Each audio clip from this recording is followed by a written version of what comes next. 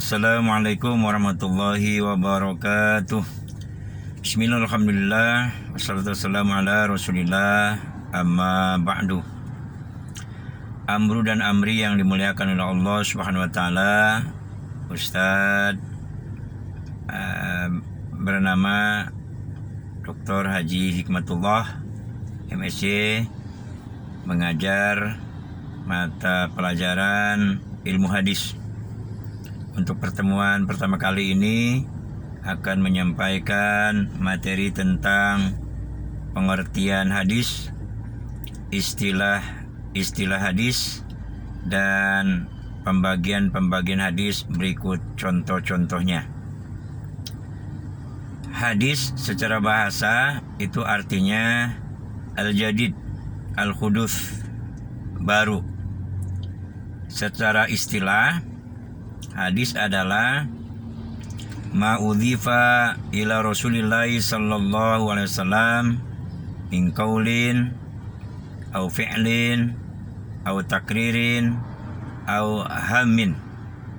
Hadis adalah sesuatu yang disandarkan kepada Rasulullah sallallahu alaihi wasallam, baik dari segi perkataan, perbuatan, diamnya Nabi, dan cita-citanya Nabi Muhammad sallallahu alaihi wasallam.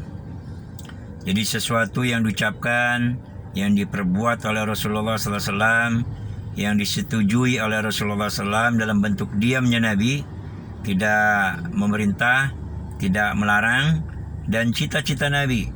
Nabi bercita-cita ingin, contohnya mau berpuasa tanggal 9 Muharram, tapi tidak terlaksana karena Nabi keburu meninggal dunia. Kemudian yang kedua, istilah hadis. Ada 4 macam istilah hadis. Yang pertama, hadis itu sendiri. Yang kedua, sunnah. Yang ketiga, khobar. Yang keempat, athar. Ya, yang keempat, athar. Sunnah itu datangnya dari Nabi, ya. Hadis juga datangnya dari Nabi. Kemudian khobar dari sahabat. Kemudian athar dari tabi'in. Ada juga yang mengatakan athar itu dari sahabat juga bisa, dari tabi'in juga bisa, dari tabi'in juga bisa. Kemudian pembagian hadis. Pembagian hadis yang sering kita lihat, ya, yang sering kita baca, pembagian hadis itu ada 3. Sebenarnya kalau kita kuliah nanti di S2 itu ada 4 itu pembagian hadis itu. Yang pertama, hadis qauliyah, ya, hadis yang diucapkan oleh Nabi Muhammad SAW dalam bentuk perkataan. Contohnya, innamal mu'minuna ikhwatun. Setiap orang mukmin itu adalah bersaudara. Al-mu'minu kal mu'mini kal bunyan yashudu ba'dhu ba'dhan. Orang mukmin dengan mukmin lainnya itu seperti bangunan, saling menguatkan, saling mengokohkan. Itu contoh hadis qauliyah. Kemudian hadis fi'liyah itu perbuatan Nabi. Contoh bagaimana cara Nabi sholat. Maka ada hadis yang mengatakan, "Shollu kama ra'aitumuni usolli." Sholatlah kalian sebagaimana kalian melihat aku sholat. Itu namanya hadis fi'liyah.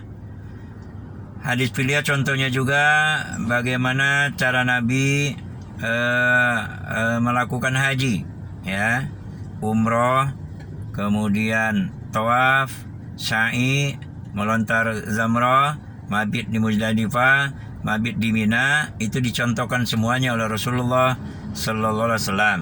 Itu contoh daripada hadis fi'liyah. Termasuk menyembelih hewan korban, bagaimana cara Nabi menyembelih, itu juga termasuk contoh daripada hadis fi'liyah. Kemudian takririyah. Hadis takririyah ini diamnya Nabi terhadap perbuatan sahabat. Nabi tidak menyuruh, Nabi tidak melarang. Contoh, sahabat Bilal melaksanakan sholat sunnah wudhu, ya, dibiarkan sama Nabi, malah dipuji sama Nabi. Ya, apa pujian Nabi? Sami'tu da'fa na'laika fil jannah. Saya mendengar gesekan sendalmu sudah masuk ke dalam surga. Maka Rasul bertanya, apa yang menyebabkan kamu punya keistimewaan seperti itu? Sendalmu sudah masuk surga. Dijawab oleh Bilal, saya setiap habis wudhu melaksanakan sholat sunnah wudhu. Nah, sholat sunnah wudhu itu ternyata belum pernah dipraktekkan sama Nabi, belum pernah dilakukan sama Nabi. Nah, jadi yang pertama kali melakukan sholat sunnah wudhu itu adalah Bilal bin Rabah. Nah, sama Nabi tidak diperintahkan, tidak dilarang. Itulah contoh hadis takririyah. Ya. Kemudian hadis amiyah. Hadis amiyah itu cita-cita Nabi, keinginan Nabi yang belum terwujud, tapi itu sudah bisa dijadikan dalil untuk kita beramal, untuk kita beribadah. Contoh yang terdekat ini adalah puasa pada tanggal 9 Muharram. Kalau puasa tanggal 10 Muharram itu ada hadisnya dan ada contohnya dari Nabi. Nabi bersabda, ya, soma Rasulullah, bukan Nabi bersabda yang diriwayatkan oleh Abdullah bin Abbas, soma Rasulullah sallallahu alaihi wasallam, Rasulullah sallallahu alaihi wasallam berpuasa yaum Asyura, pada hari Asyura, wa amara bisyamihi, dan Rasulullah SAW memerintahkan kepada para sahabatnya untuk melaksanakan ibadah puasa. Nah, kemudian yang tanggal 9-nya Rasul juga memerintahkan. Rasul memerintahkan untuk berpuasa di tanggal 9 tersebut. Ini berdasarkan hadis dari Abdullah bin Abbas.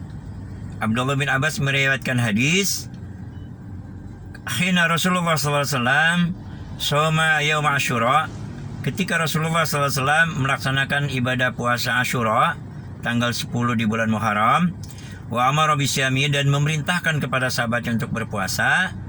Sahabat yang lain bertanya, qalu ya Rasulullah, yaumun, hari, yaumun di sini maksudnya hari ke-10 tanggal hari ke-10 bulan Muharram itu adalah yaumun tu'adzimu al-yahudu wan nasara, adalah hari yang diagungkan oleh orang Yahudi, oleh orang Nasrani. Orang Yahudi dan orang Nasrani juga ya Rasulullah, mereka berpuasa di tanggal 10 Muharram itu. Maka kata Nabi, insyaallah, ya, fa in kana al-amul muqbil, tahun depan insyaallah sumna kita akan berpuasa fi yaumit tasi'i, pada hari ke-9. Di bulan Rabiul Awal, Rasulullah SAW meninggal dunia 1 bulan setelah mengatakan keinginan tersebut. Rasulullah SAW meninggal dunia pada Rabiul Awal, 12 Rabiul Awal. Maka Rasulullah SAW belum sempat melaksanakan ibadah puasa hari ke-9 di bulan Muharram tersebut.